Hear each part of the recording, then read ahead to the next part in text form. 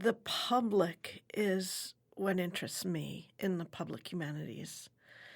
And the humanities part is the dependent modifier of the public. And I'm really interested in the idea of a public and how it appears. And I think that the first time I ever noticed that such a thing existed was in 1968 when I was watching the people appear on the streets of Paris. I had been supposed to go to Paris that year, and my father wouldn't let me go off to France.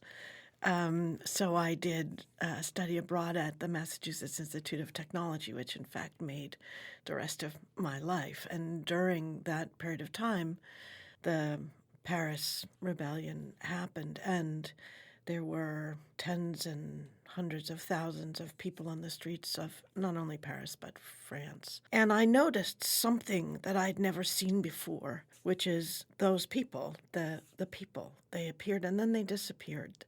There had been marches before. I'd been on marches in the United States, anti-war, civil rights, all kinds of things, but this seemed to be different. Maybe it was also connected to the French idea of the revolution and the people. But from that instant on, I have believed that the public, the people, are an immanent presence and are called into manifestation at certain moments. And that is very interesting to me. And it is interesting to me because I'm not always called as a member of the public.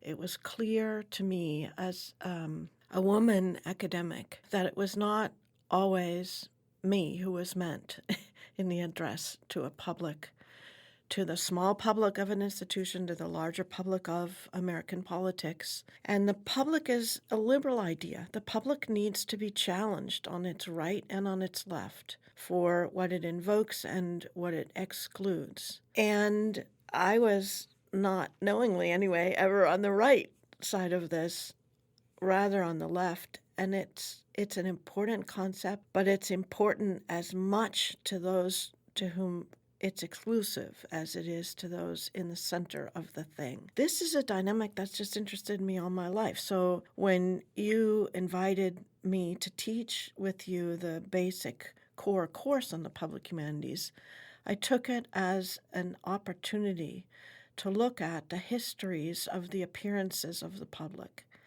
and people's thinking about it. And the philosopher that's become most important to me is John Dewey, who in what's called American pragmatism really says that a thing is what the thing does, that there's no static definition of a thing, that you have to look at how it occurs, when it occurs, what's going on, and what that is how you define the thing at that moment. And so that's what my work in the public humanities has been. Humanities is a word that comes from a particular moment of manifestations of the public. And while my actual PhD degree is in English and comparative literature, and I read from Erasmus, Milton, Spencer, Donne, to contemporary world literature, it's the limits and the rules around what constitutes the humanities, once again, that interests me. I love literature, but it's been years since I've taught it because I'm interested in the challenges to it.